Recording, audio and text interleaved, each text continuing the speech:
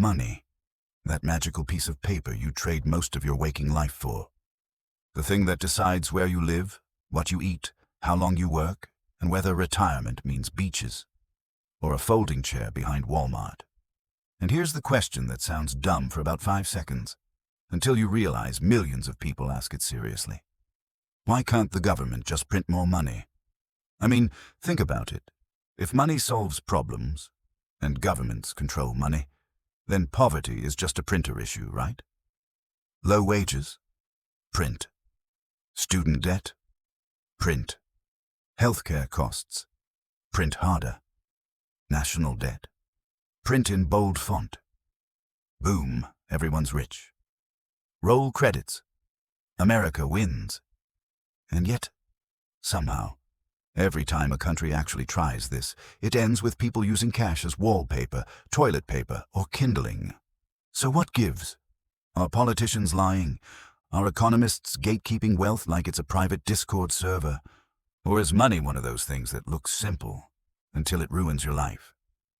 Stay with me, because once you see how money actually works, you'll never look at your paycheck, your savings, or your government the same way again. And fair warning, after this video, you may feel slightly angrier, but significantly smarter. Let's start with the uncomfortable truth. Money is not wealth. Say that again slowly.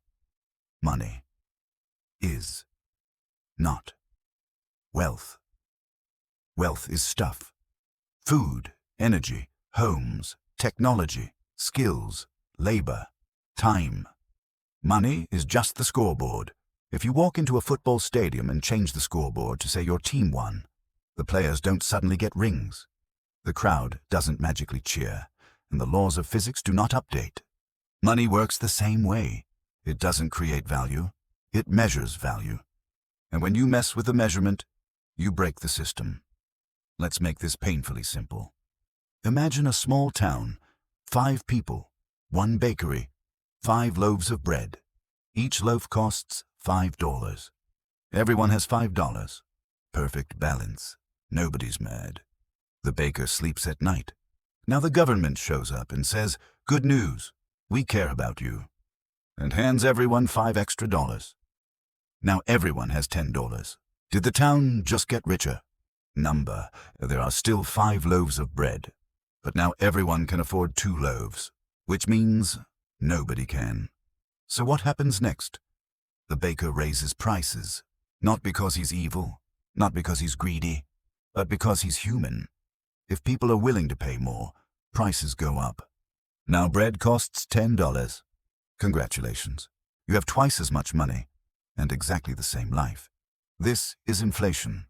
Not prices rising randomly, but money losing value because there's more of it chasing the same stuff. And before someone in the comments types furiously, "But corporations are greedy." Yes, they are. They always have been. Greed didn't suddenly turn on in 2021 like a software update. Inflation isn't about morality, it's about math.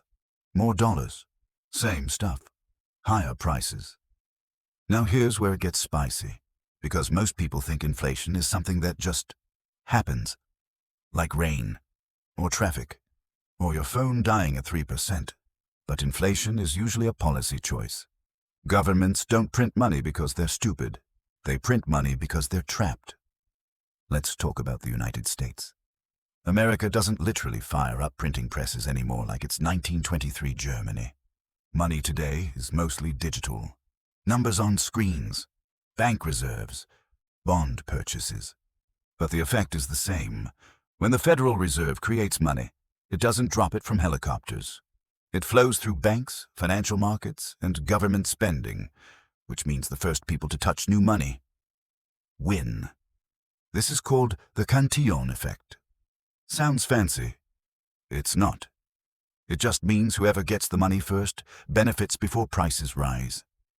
Banks, asset owners, investors, government contractors. Everyone else? They get higher prices later. Same paycheck, more expensive rent, more expensive food, more expensive healthcare. Inflation is a tax, a quiet one, an invisible one. One you never voted for, and unlike income tax, you can't deduct it. This is why your grandparents talk about buying a house for the price of a used Honda, and why you need a combined household income, a prayer, and a co-signer to afford a one-bedroom apartment with character. Now, someone always says, but Japan printed money and didn't get hyperinflation. True, and that's because context matters. Japan has slow population growth, high domestic savings, strong industrial base, and deflationary pressure from technology. Printing money doesn't cause inflation in isolation. Printing money without increasing productivity does. Money must represent something real. Factories, innovation, energy, skilled labor. When money grows faster than real output, prices explode, which brings us to the horror stories. Let's start with Germany. After World War I, Germany was crushed, infrastructure destroyed, massive war reparations, political chaos. The government was broke. So they printed. A lot. At first it felt fine. People had jobs, money was flowing, debts were easier to pay, then prices started rising, then doubling, then changing hourly. By 1923, people needed wheelbarrows of cash to buy bread.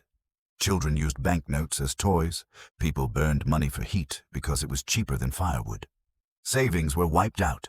Middle-class families were destroyed, and when people lose faith in money, they lose faith in society. That vacuum doesn't stay empty. Something always fills it. In Germany's case, history did. Now jump forward to Zimbabwe. The government seized productive farmland. Food production collapsed. Export revenue vanished. Instead of fixing production, they printed money. Inflation reached levels so absurd they don't feel real. Prices doubling every day. $1 trillion bills. Money became a joke. And when money becomes a joke, so does trust. No trust. No economy. Then Venezuela, a country sitting on oceans of oil. But oil money was spent, not invested. Industries were nationalized. Private enterprise collapsed. Price controls destroyed supply. When oil prices fell, the government printed and printed and printed until cash was worth less than the paper it was printed on. People weren't starving because they lacked money. They were starving because there was nothing to buy. This is the part nobody likes to hear. You cannot print food. You cannot print energy. You cannot print skills. You can only print claims on those things.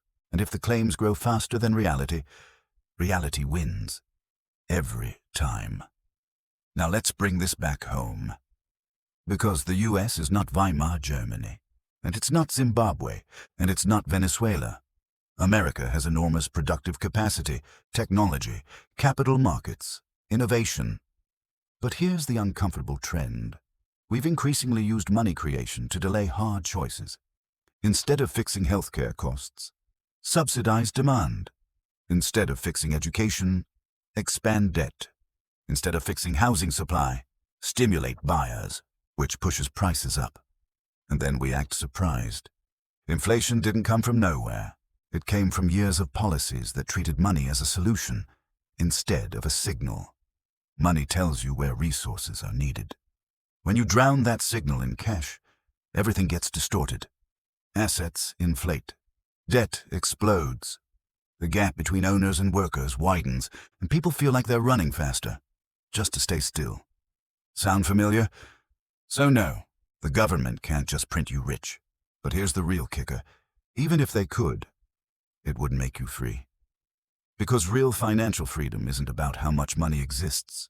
It's about who controls production and who controls value. And that's where this conversation gets uncomfortable and interesting. Because in the next part, we're going to talk about why inflation benefits debtors and punishes savers. How the system quietly pushes you into risk. Why doing everything right doesn't work like it used to. And what actually builds wealth in a world where money keeps losing value. If this already made you think differently about money, good. That's the point. Here's the part nobody explains clearly. Inflation doesn't just make things more expensive. It quietly rewires your behavior. It changes how you save, how you invest, how you think about risk, and how the entire system nudges you into decisions you never consciously agreed to. Let's start with a brutal truth. Inflation punishes savers and rewards debtors.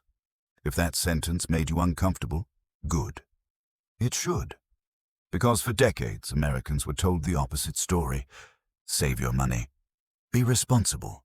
Put cash aside. Don't take on too much debt. That advice made sense when money held its value. But in an inflationary system, cash is a melting ice cube. If inflation is running at 5% and your savings account pays 0.5%, you're not earning interest. You're losing purchasing power slowly enough that it doesn't feel violent. It's death by 1,000 price tags. Meanwhile, debt gets cheaper. If you borrowed money yesterday and inflation rises tomorrow, you pay back that loan with weaker dollars. Same number. Less value. This is why governments with massive debt are quietly terrified of deflation and strangely tolerant of inflation. Inflation shrinks the real value of debt. It's not a conspiracy. It's arithmetic.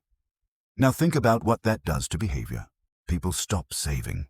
People chase assets. People speculate. Not because they're reckless, because standing still guarantees loss. This is how you end up with normal people discussing crypto at Thanksgiving and house-flipping TikToks getting millions of views. The system pushes risk downward. If cash is punished and wages lag behind prices, people are forced to gamble just to keep up. That's not accidental. It's structural. Now let's talk about the American obsession with printing money for the people. Stimulus checks, student loan relief, housing subsidies, tax credits. All of these feel good, and politically, they're irresistible. Giving people money is popular. Fixing production is hard. But here's the trap. When you inject money without fixing supply, prices absorb the relief. Rent rises. Tuition rises. Healthcare rises. And suddenly the help doesn't help. It just resets the baseline higher. This is why housing affordability keeps getting worse, even as trillions flow through the system. We didn't build enough homes, so we made mortgages cheaper. Result? Home prices exploded. We didn't control healthcare costs, so we subsidized demand. Result? Healthcare got more expensive. We didn't fix education efficiency, so we expanded student loans. Result? Tuition skyrocketed. Every time. Same movie. Different actors. Now someone always says, so what's the alternative? Just do nothing. Number. The alternative is boring. And politicians hate boring. The real solution is productivity. More goods. More services. More efficiency. Real growth. Not financial growth. Not asset bubbles. Actual stuff people use. That means investment in infrastructure. Technology. Education that produces skills. Not just debt. It means making it easier to build, not just easier to borrow. And that's where America hits its own contradiction. The US is incredibly innovative and incredibly resistant to building. Zoning laws, regulatory complexity, local veto power. We restrict supply, then act shocked when prices rise. That's like tying your shoelaces together and blaming gravity when you fall.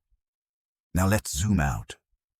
Because money doesn't exist in a vacuum, it exists inside psychology.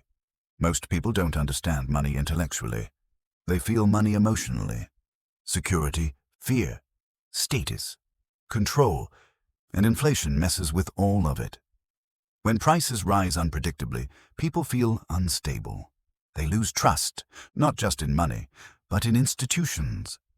This is why inflation is politically dangerous. High inflation erodes legitimacy. People don't care about CPI charts. They care that their life feels harder, and nobody seems honest about why. Which brings us to a sensitive topic. Modern monetary theory. You've probably heard some version of it. The government issues its own currency. It can't run out of money. Deficits don't matter. There's truth here. But also a massive misunderstanding. Yes, a government that controls its currency can always print more, but the constraint isn't money. It's inflation. MEM-T doesn't say inflation doesn't matter.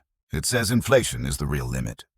The problem is, politicians hear, we can spend, and stop listening at, until inflation shows up.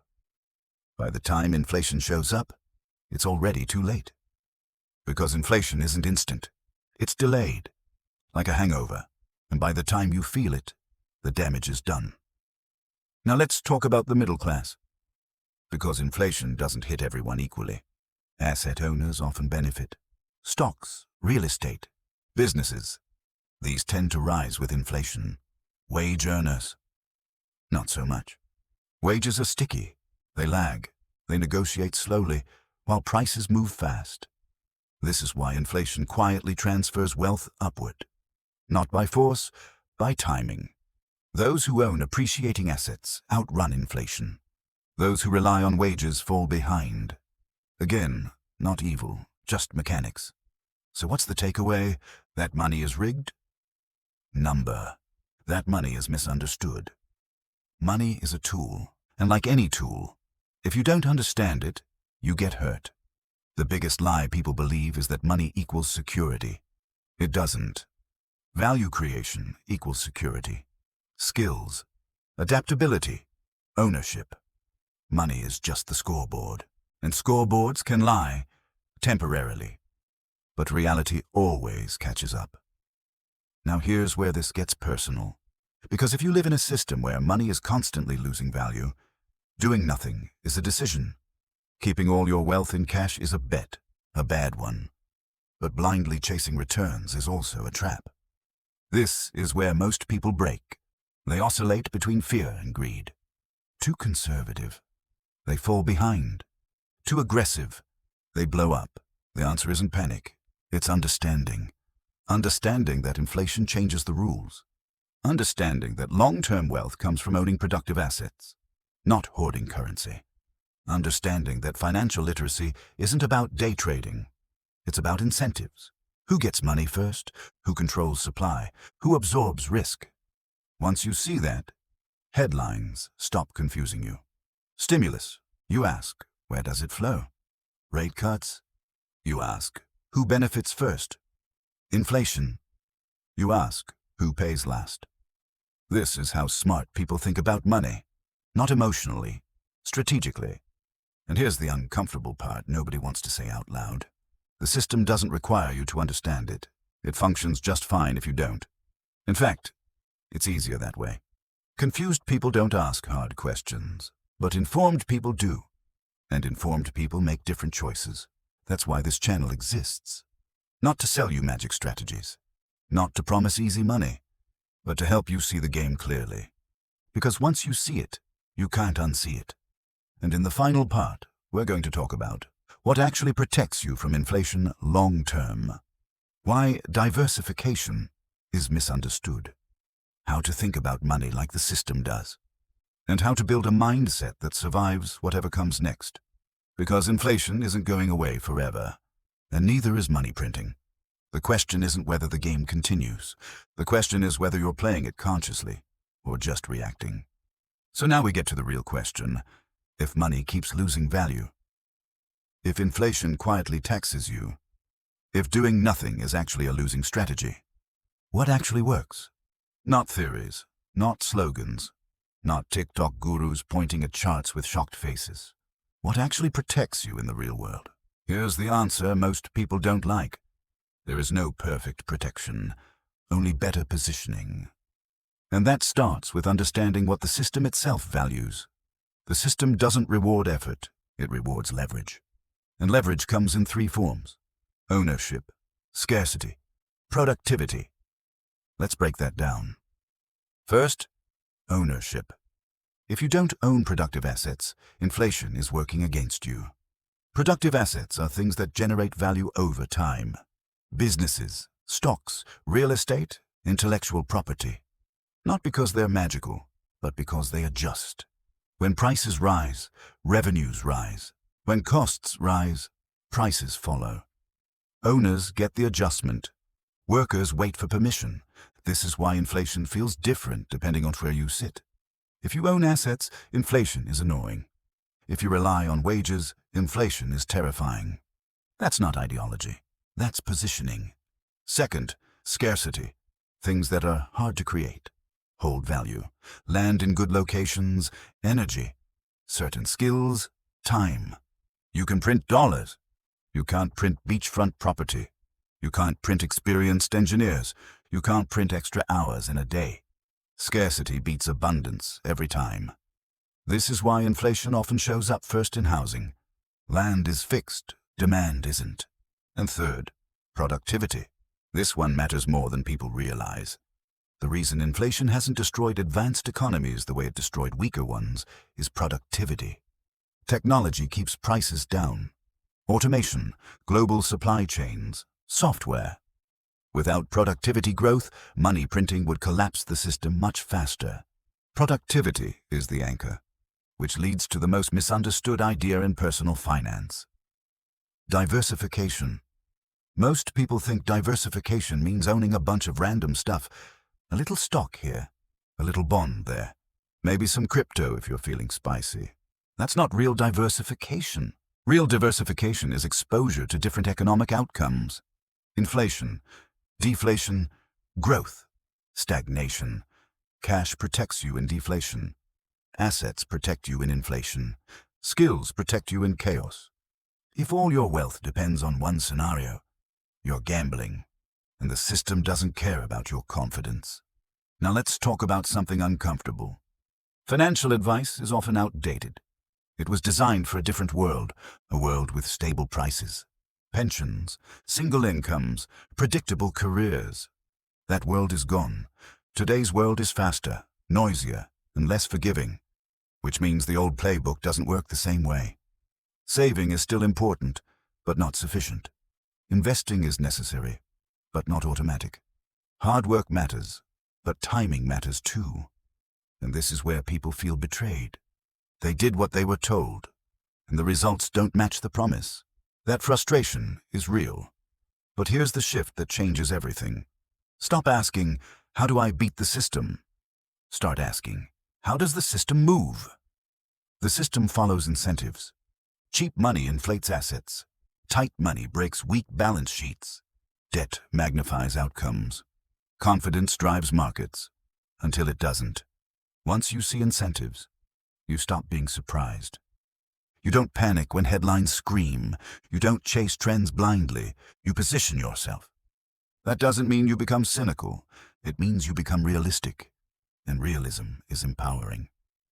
Now let's talk about money psychology, because even smart people sabotage themselves. They anchor to old prices. They remember gas at $2, rent at $800, college without 6 figures of debt, and every increase feels personal. But money doesn't care about nostalgia. The dollar you remember doesn't exist anymore. Clinging to it emotionally leads to bad decisions. The smartest move is acceptance, not resignation. Acceptance that money changes, acceptance that systems evolve, acceptance that your strategy must adapt. This is where financial maturity lives. Not in rage, not in denial, in clarity. Now here's something most financial channels won't tell you.